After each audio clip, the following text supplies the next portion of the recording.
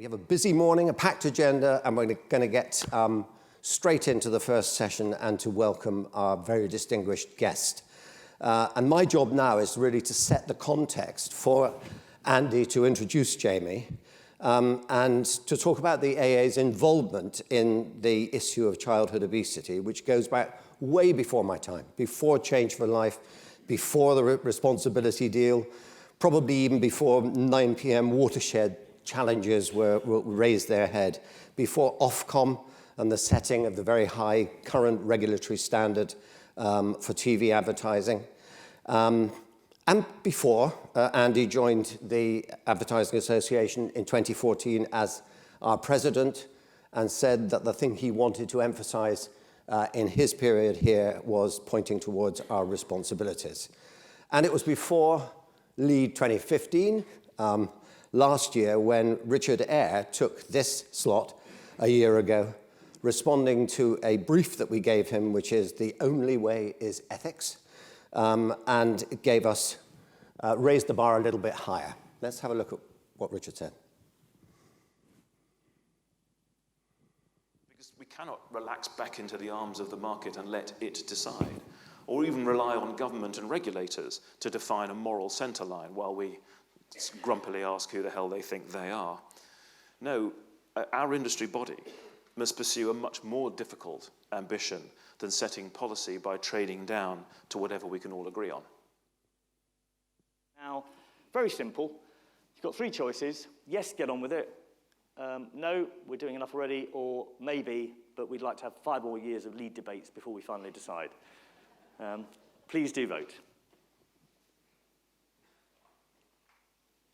Okay, well, that seems pretty clear-cut, doesn't it? And broadly very encouraging, I think. So that's what happened last year. I mean, basically, your conclusion was unambiguous. We had to do something about advertising, children, high-fat, salt and sugar foods, and obesity. So what's happened in the last year, and the answer, from my perspective, is a lot. First, let me say that the challenge that we took from Lead 2015 was not specifically about childhood obesity. It was about whether we should be advertising high-fat, salt and sugar foods to children in the way that we currently are. And I'll come back to the evidence base and the link between advertising and obesity in a moment. But our challenge really was that the advertising codes are inconsistent. Many leading food and drink companies have their own rules that prohibit advertising to children, but not all of them. 27% of all advertising is in broadcast TV, where Ofcom and the ASA administer, as I've said, one of the toughest codes in the world. And today, or sorry, this week, I think we've seen a pointer to the way the media is trending, because Childwise announced that children's ownership of tablets and smartphones and the way they view, they now spend more time online than watching TV. So we've seen that change, and our breakthrough as an industry came in May when the AA Council agreed to an ISBA proposal that CAP, the Committee of Advertising Practice, should start a process to move that other 73% of all advertising, including online TV and advert games, to the same high standard. So take that to a logical conclusion, and there's the prospect of no ads in the UK in any medium being targeted to children.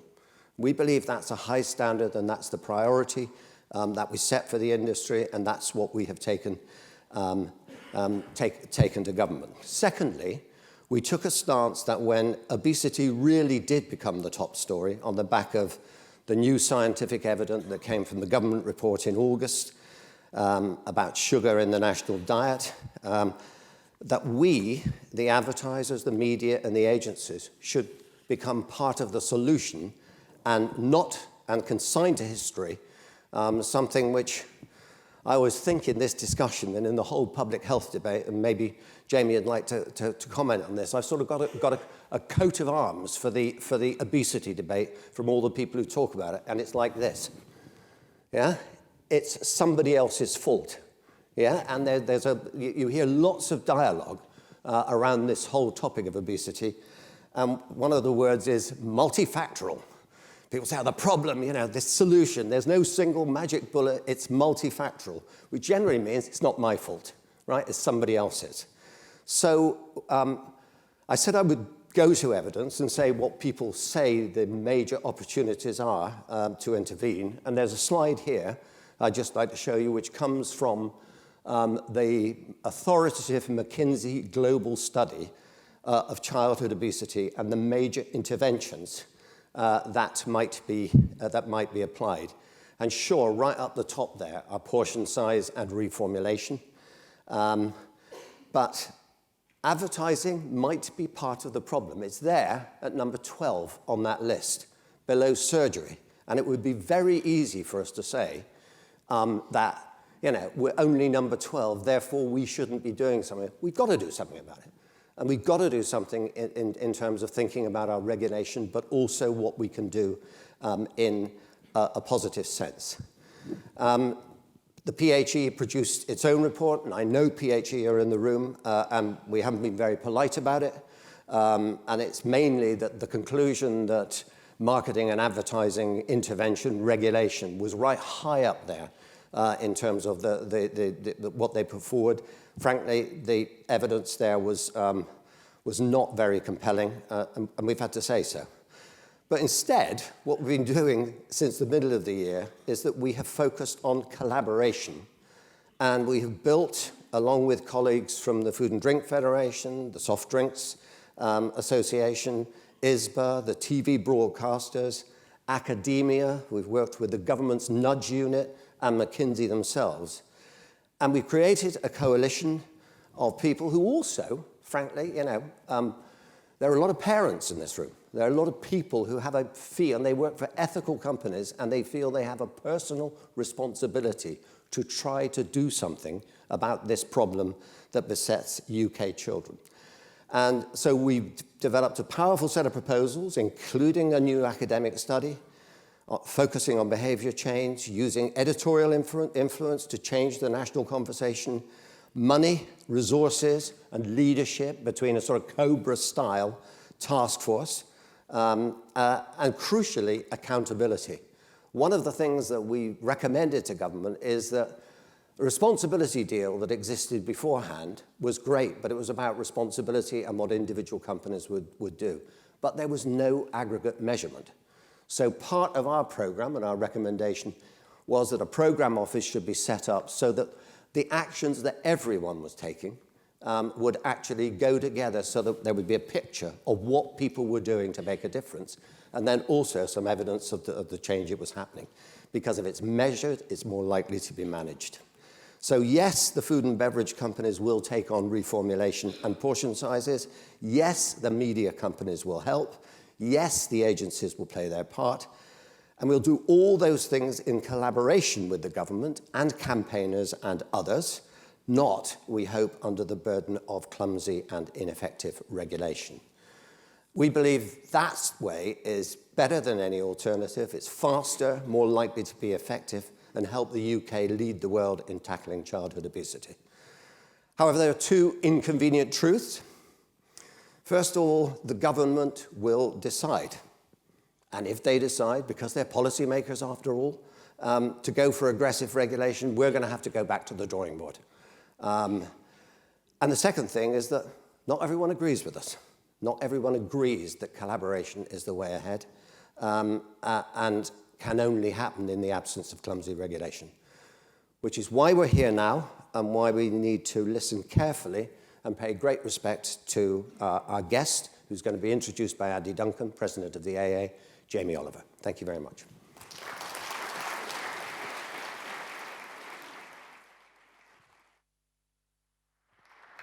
We've got to see. Morning. Right, good morning, everyone. And I think Jamie doesn't really need the introduction, so... You don't have to pay respect, though. You have to earn that, so we'll see. We'll see what happens there, eh? Anyway, so Tim has laid out his perspectives and, in a sense, the story of the last year from the Advertising Association and the advertising industry's points of view. But the main purpose of this session is to hear from Jamie and get his perspective. And Jamie's been making a few headlines, I think, over the last few years, but especially in the last few months again, on this very topic. So it's an opportunity to hear directly from Jamie what he's got to say, and hopefully get that debate going and ask a few questions, and there might even be the chance to come to one or two people in the audience. So, but I thought, Jamie, it would be a good place to start, maybe go back thick end of a decade, back to my Channel 4 days. One of the outstanding successes in my time there was your programme, Jamie's School Dinners. And be interesting just to time walk back a bit. What inspired that in the first place? What kind of got you involved in that beyond your normal? It was just the data of child health. What does that look like? As a celebrity chef, you end up doing a fair amount of events in schools. You observe what's happening in multiple schools around the country. And the previous programme that you'd commissioned a few years before, I'd set up 15, which is a charity that takes kids from quite tough backgrounds, homeless, from prison. And it was about how, it was kind of almost tuning into sort of apprenticeships, and if you give someone an opportunity. And it really becomes about an environmental issue about child health and well-being, psychologically or nutritionally. And so I was kind of on that cue. And at the same time, I was whining about it in the press. And my old man on the Sunday lunch table was like, well, fucking do something about it. School Dinners was born. 18 months, very depressing. I mean, quite hard work. Like, it wasn't jazz hands. I was doing the National Television Awards on the weekend, I think, or Monday, a week gone. And that tent was derelict. It was mouldy. The car parks had weeds growing through all of them, just like a handful of years after the millennium. It was 880 million last time I counted, and I'd lived around I was working at the River Cafe when it was being designed, and I had 52 schools in Greenwich, where there was no standards for school food, but there was for dog food in supermarkets. So I think, like, I'm not a bright person, I'm not an academic person, like, people think I'm radical. I've done not a radical thing in my life. It's just like when you've got that health statistic there, and technically where you're in charge of child nutrition 190 days of the year from 4 to 18 for breakfast and lunch, you're nearly responsible as a state for half a child's nutrition for their whole childhood. So get it right. And I was going into a system that hadn't been invested in financially or with strength and leadership for 40 years. I remember having my milk taken away by Mrs. Thatcher. I remember the freezer vans turning up, local birds, local food, really good, the older kids serving the younger kids. It sounds romantic, but I mean, it was better in the old days, and the training of these lunch ladies was ninja. And that's all gone now. It's on-the-job training. So we are 10 years on. We have improved it massively. We had a terrible base. The Leon boys and the school food plan have come in and improved it even more, and they've done it robustly. Any robust plan that involves many, many organisations is never perfect because there's always someone whining. But we've got at least heritage now, and we've got more data, and we see that kids, we know the science and the reality between if kids are fed right, they learn better. And I think we're a quarter away. I'll be 60 when I'll say we're in a fairly good place. Right. But it's important, right? I think being a mum and dad in Britain today, of any class, I hate the class thing, but it's just an easy thing. Like, it's really hard. 30, 40 years ago, 12% of women worked. Now 70% of women work. The world's changed, right? So we just, I think the school food is the foundations of probably a lot of the conversation. It's a metaphor for everything we're going to talk about today, which is environment. And of course, we want to put the value, how do you give the best bang for your buck? And of course, the story with School Dinners is whether they're 190 days of the year, there's an infrastructure, it's already invested in, they're all going there or should. Let's make it good, not shite. I mean, I remember it very clearly at the time. It got brilliant ratings. It absolutely was loved by the public as a programme. But it also galvanised a debate. You know, it got the politicians, it got generally the whole society talking about the issue. And it feels like we're coming up to one of those moments again now. I mean, if I can just sort of like, when I was doing it, it's a people study thing. So we're going to talk about a load of stuff today, right? But aside from all that, it's all changing. Like the noise, the din is changing, and the velocity of which is changing, lifestyle is changing. So we're going to have debate, and it's all going to sound nice, for or against, and it's great. When I did school dinners, like, I thought, well, you know, the nan and granddads will be on my side because they used to get it right. Right? No one supported me when I was actively filming that documentary. It was dark. It was horrible. Right? I didn't get thanked for nothing. Not that I wanted it, by the way. When it got broadcast and when a newspaper printed it in black and white, all of a sudden everyone got it. We're weird. We are weird. If something's on TV or on a screen or on a paper, it's authentic. It's real.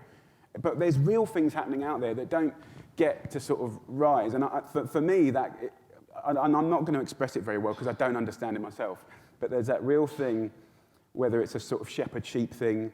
Like, a lot of people try and measure me on, off, right, wrong, good, bad, success, not success. It's like, dude, it's not about that.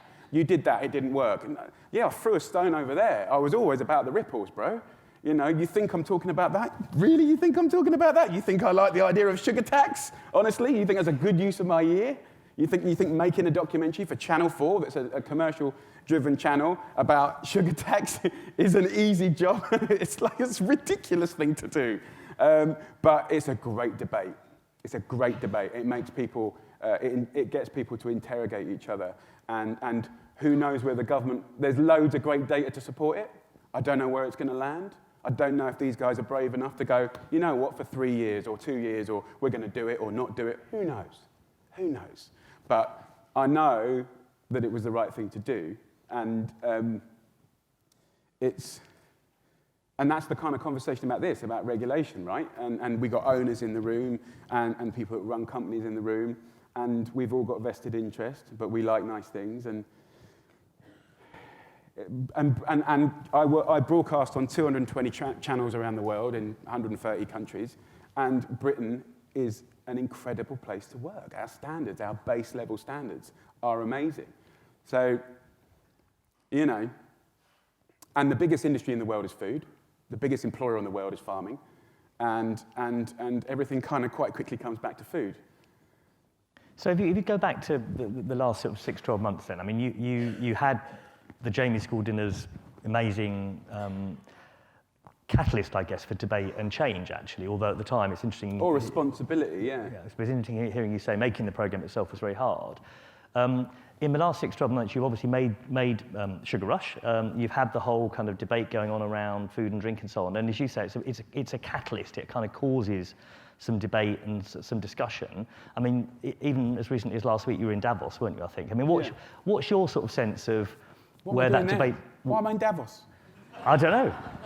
But what was your sense of kind of the different discussions going on? Do you think people are sort of talking a lot but not doing very much, or do you think there is some action? There's loads happening. I mean, like, we were seeing like the global CEOs, Coke, Pepsi, Nestle, Mars was there. We had an amazing breakfast, amazing turnout, governments, prime ministers, the whole lot. We had a good turnout. It was good, so it was worth me time. I get it. You can get a lot done in three hours, and they're all very. I mean, it's funny, sort of. Coke and McDonald's are run by Brits now, globally, and Steve Eastbrook from McDonald's, who's now worldwide, is an amazing man on a mission, and he's delivering. And so that kind of rhetoric about who's good and who's bad is an interesting one. So, but at the same time, you've got when you are so successful, people always look at you and want to have a go at you, when actually it's the sort of small independents that are a pain in the arse and laggarding behind. But no, lots happening. And they've got lots of things that are good dug in, and they got their rhetoric down, and it all looks good. The bill of health is good, and it's all good. But I want more. So it's kind of like, so what does that look like? Well, okay, so your industry's been hiding behind sport for the last 30 years. You took over our Olympics.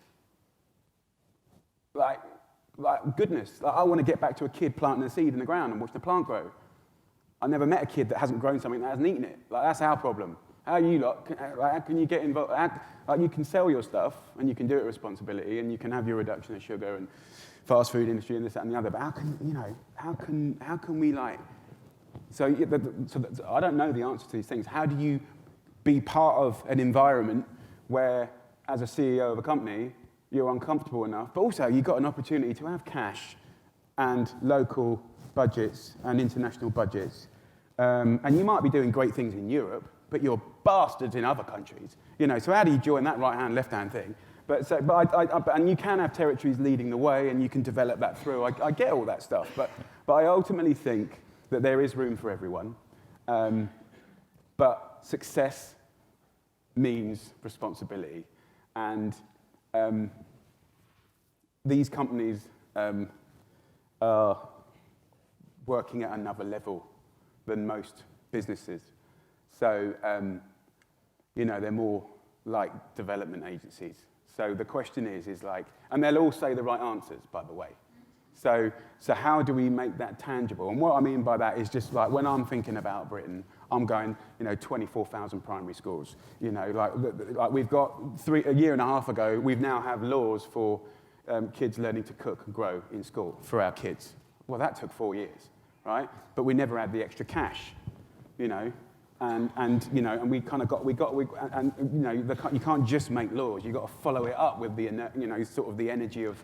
Yeah, no, I think, just building that, one of my observations would be that you sometimes need a threat to galvanise action. So if you take the food and drink manufacturer, and I used to work in Unilever for many years before I came into the media sector, and obviously now Camelot, and Unilever, I would say, is right up there as one of the most responsible companies. Thanks to Paul. But all of them... One man with a great team who's probably, if he's really honest with people, his main is about how do I clean this business up, make it healthy, future-proof it, and how do I have that dialogue with my board members to give them less profit for the last 7 years.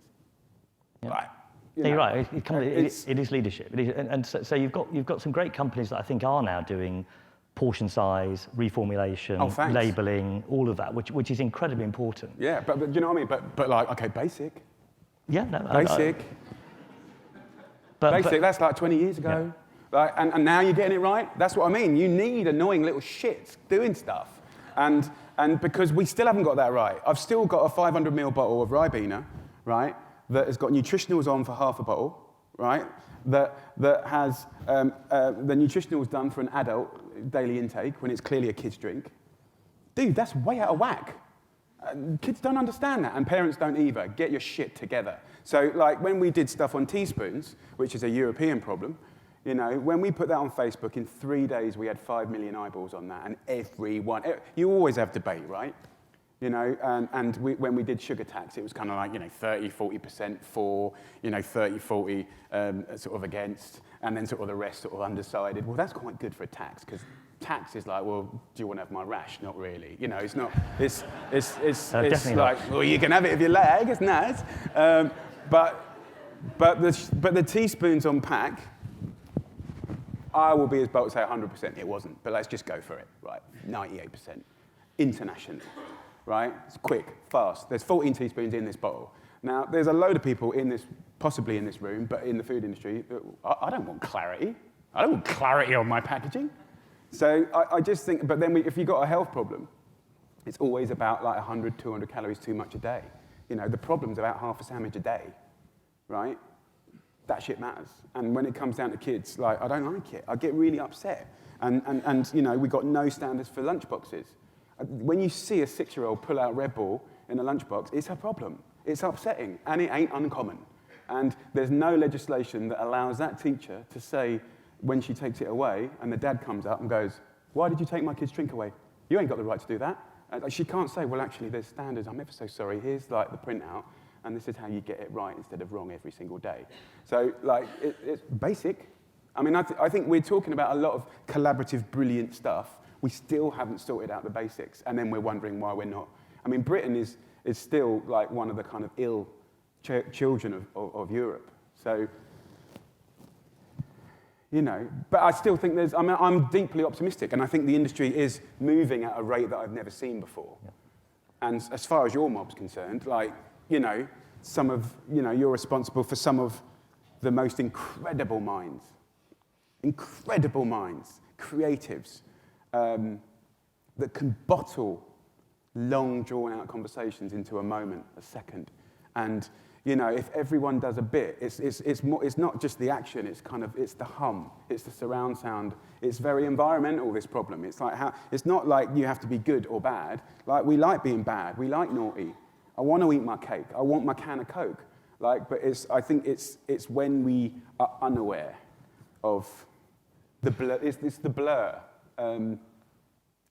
So I think, you know, it's very, when you get back to sort of public health issues, and communications are in there on your graph that came up. And I said, you know, I noticed it said media restrictions. But actually, and I'm sure, you know, McKinsey do a fairly good job most of the time. They play an interesting middle line. But I like them, they're good, but, you know. I think just pick up one thing she said. Sorry, I didn't make my point because I was too busy looking funny. The media restrictions, fine, but actually media has a touch point in most of those other categories, indirectly or directly. It could put a glow of kind of, it's little things that make a difference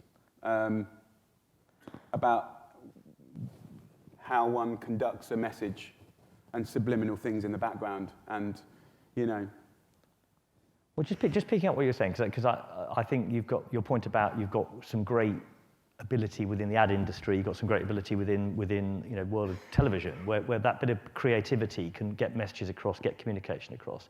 One of the debates, I mean, Tim mentioned it in his introductory remarks, is how do we galvanise, you know, some of the potential capability in this room of media owners, agencies, advertisers to sort of get some of those messages out there. And you've got some great content, some great messages. We were talking a bit about your kitchen project for junior school kids and some of the secondary school kids, some of the kind of content. Would you welcome more opportunities to collaborate with this industry or set of industries to connect with those messages? I'm getting all grown up now. I've got, you know, 4 kids and I want to get amongst it. And I think more importantly, I think if you look at the advertising industry, often the biggest problem is the client, right? Great ideas, client don't like it because they're not ready for it. And I think that, you know, things are changing a little bit. And, you know, I worked with Sainsbury's for 15 years, worked with pretty much all the production companies and worked with AMV and I've worked with many other agencies. I just think, like, there's loads we can do. And some people sometimes see me as an enemy, but I might be their best friend. And ultimately, the things I want are quite simple. But I don't want them for me because my kids are fine, right? It's much more about us. And, you know, I'm a dyslexic kid that came out of school with basically bugger all. Like, sort of these, in a life which is becoming more and more virtual, right? Simple things like just basic awareness of food, where it comes from and how it affects your body. And also bolt-on activity.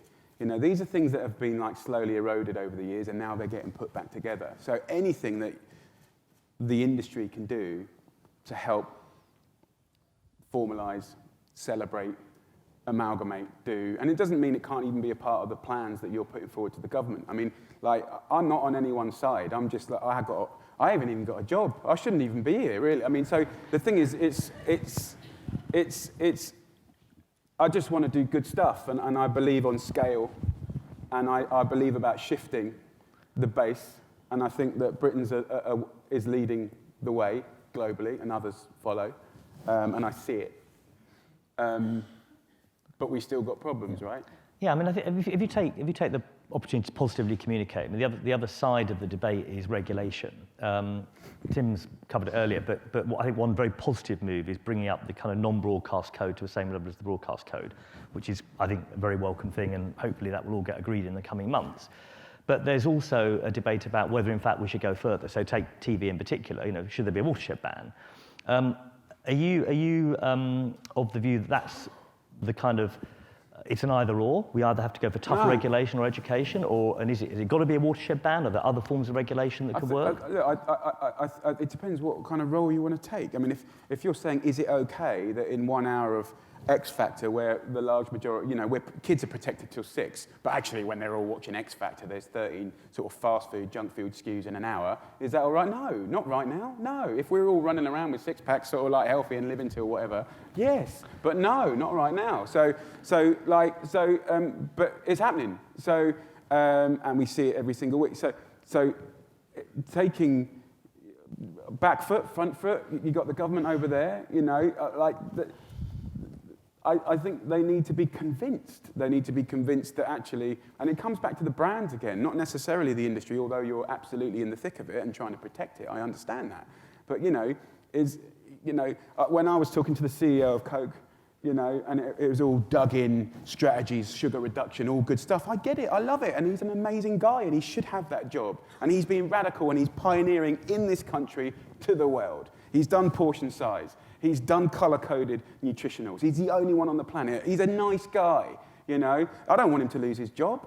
Great, but on that day, everything's rosy. Everything's rosy. Well, dude, have you seen the paper? There's like my mob over here have done like the kind of tooth fairy kind of,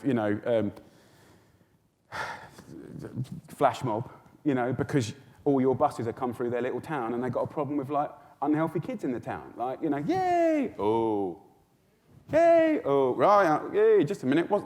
It's all good, but like, join it up, could there have, you're so clever, you're so robust, why is there a department that there's something that you haven't bottled that ain't getting down there? Because that shouldn't have happened, really, not in Britain, not in this year. Like, are you stupid?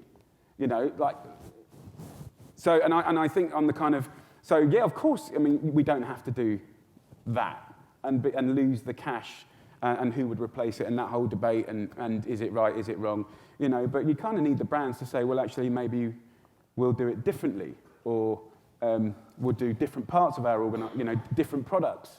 I don't know. I mean, like, one of the things I'm doing at the moment, and you'll think, a month ago I went to see, 200 billionaires. Unusual. And I just sort of said, look, in the Japanese Olympics, I want to sponsor it. I want to create a brand that sponsors the Olympics in Japan. And I'll put a oneer in, if you lot put a oneer in, right?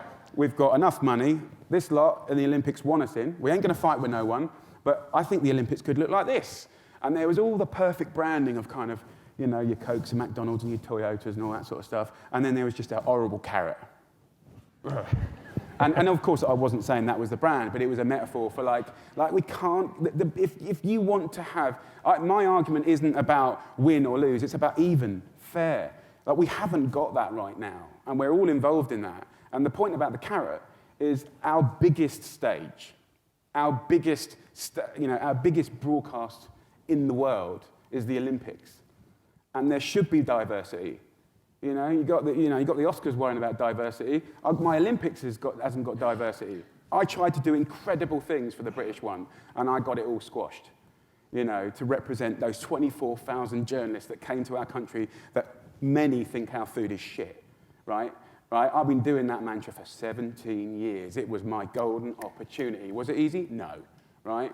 And so we got Japan, and I want a carrot up there, which is a metaphor for could be the food of all the people getting involved, and I've got an idea of how to do it, but there's a few, and I think that the public should match fund it, but that's the sort of weird stuff I do these days, because I just think that it's a gear that's wrong, it's broken, and I think that I sat with the water board the other day, not the water board, with a bunch of water experts that talked to the water board, and I was working out that there's no difference between mineral water and tap water. British tap water is amazing. And you put a bit of Brita in there as well, it's all good.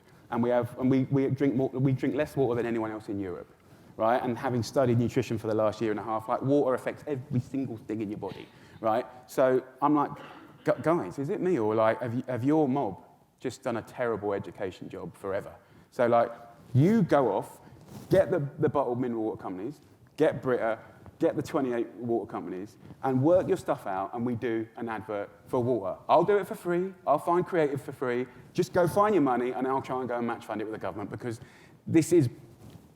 it's simple stuff that's just, and my point is, against the Olympics, imagine X Factor, you know, and then you got your predictable stuff, you know, that's hopefully a little bit better.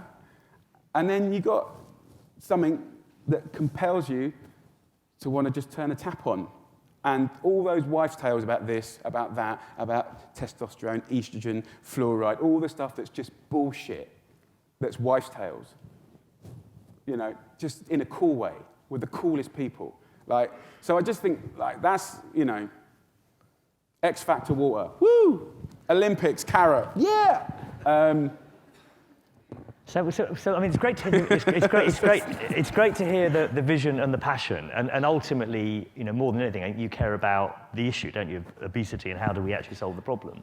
What would you like to see from this sort of audience? You've said some of them have got great minds. I'm not sure all of them have, but hopefully the majority. But what would you welcome from this group? You know, this sort of collective set of media owners, agencies, advertisers. Well, I've worked with many, and I understand a fair amount of their businesses quite well, and I think it comes back to the client. I think often it's kind of like, you know, because often the client is just that, you know, most food businesses aren't run by food people, right? But I think if it's got goodness and a great idea, if it's got goodness in its heart and a great idea, there's no reason that, you know, campaigns can't flex. And a percentage of their, you know, I think, like, how do I say it? I think clients need to be a little bit more experimental, and what percentage of their output takes risks which aren't just based on sort of flogging a specific product, you know. And I think, and they're doing that already. But I mean, I think what percentage? But really, I think it's ultimately we got to get more of our kids growing and cooking and drinking water and understanding what portion control is. That's the challenge, very, very, very, very simply. And how, you know, if McDonald's wanted to make salad cool, they could. If I wanted to do it, I couldn't. I don't, you know, they feed 3.5 million people a day. Right, so I think, like, I know they sell salad, but the point is if they want to make it cool, right? If they want, you know, so I think there's these budgets that can push, and I think that there's lots of goodness that can be done, and I do believe that this industry could do more than any, actually, and some might consider me a pain in the arse and they're an enemy and not like me. That's fine. But I would debate that mid and long term, I'm their friend. You know, the government are like ships that pass in the night, and people that run whole departments. You know, you got to remember, on school dinners 10 years, I had 8 heads of education. Well, I mean, you know, so this is very hard to build these relationships. Even in the documentary, I was on the 3rd. So my point is like in a way, the industry can, where we can agitate, but I do think people tend to not trust, like, you're going to do what you say. So somehow in the rhetoric and the promise, I think that's why the Cobra idea is really, really good.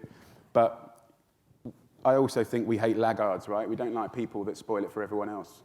So if you've got some forward-thinking companies, you know, you don't want the few to spoil it for everyone. Yeah. And some people need help in transition. But and then you've got people that, I mean, I think at the same time, when you're meeting people like Mars, they sell chocolate. That doesn't mean they're bad. I think they're quite honest. I think they've always been honest. They see, you know, that you don't eat like 14 of those a day. You know, it's a treat. And so I think that whole thing about honesty and being good at what you do, you know, whether it's considered highly nutritious or a treat. I'm not maybe as black, honestly, I'm not as black and white as you might think I am. I think it's just about frame, honesty, clarity, and being proud of what you do. And just because, you know, So the question to someone like a kind of Mars is, if you sell chocolate for a living, could you be an inspirational global educator of kids and the environment? And I say yes. I say yes, you can. And I think and I hope they do. Well, I don't think anyone in this room sees you as an enemy, Jamie. I think you're a brilliant catalyst, a brilliant visionary for kind of trying to solve one of our biggest problems in society. But in sort of putting it together, I mean, it seems to me you've got the whole reformulation, portion size, labelling thing that the food and drink manufacturers need to do. Some people in this room can help with that, big tick. Regulation, I think there is an appetite in the industry to look at what could be done that's further. Our sort of rules of engagement would be self-regulation, proportionate, fair, evidence-based. But I think there is a sort of growing view that we need to look at what more we can do. But coming back to sort of third area of kind of education, collaboration, working together, we've got a quick straw poll, I think, actually. So I'd be interested to get views in the room. Basically, can we as an industry, media owners, agencies, advertisers... This is great. Did you plan this, pre-plan this? Yes, we did. How did you know what I was going to say? In the room, A, yes, we should be working with Jamie and his partners and collaborators and educating and doing more. B, I'm a bit of a sort of narrow person. It's all very black and white, and all the time there's talk of watershed ban. We can't work together. And C, I'm a bit of a ditherer and don't like to make decisions, and I'll wait and see which way the wind's blowing before I make my mind up. So, A, B, or C? What do we all think? And I think this is quite. I wish I'd done this before. This is great. Oh, that's good. I was hoping for that. It would have been a bit awkward otherwise. It looks like there's a very good consensus there. Slightly worrying 1% in the wait and see category. Who was that? That's mean. There's a few people who probably do think you might be an enemy there. Well, it's just edged up a bit. Anyway, look, it looks like there's an overwhelming consensus, which is good. So I think I'm very conscious of Jamie's time. He's got to go off, and I think you're in the middle of doing loads of projects, as always. Cooking and shooting. Yeah. So he genuinely did change his schedule around at short notice to be here today. So we should let you go. But I did want to say on behalf of everyone in the room, A, thank you very much for coming. It's been brilliant to hear your kind of comments firsthand. But I do think your role as a catalyst, as an inspirer of change is fantastic. Keep going. We'll try and work out what we can do. But I think one commitment coming from this discussion, I think, is we will sit down, we will work out together what a partnership can look like. And we've actually got a Ad Association Council meeting coming up in 3-4 weeks' time. And I think we should be looking to say, OK, what can we bring back to that meeting, action-orientated, to move things forward. But any final remarks? Yeah, I think all I would say is like, sort of when I started school dinners, like I was obviously younger and a little bit more like a true activist, just like black and white, and just I think where we are now is I do think that looking at how, say, McDonald's has changed in 10 years, if you really analyse it, it's quite incredible.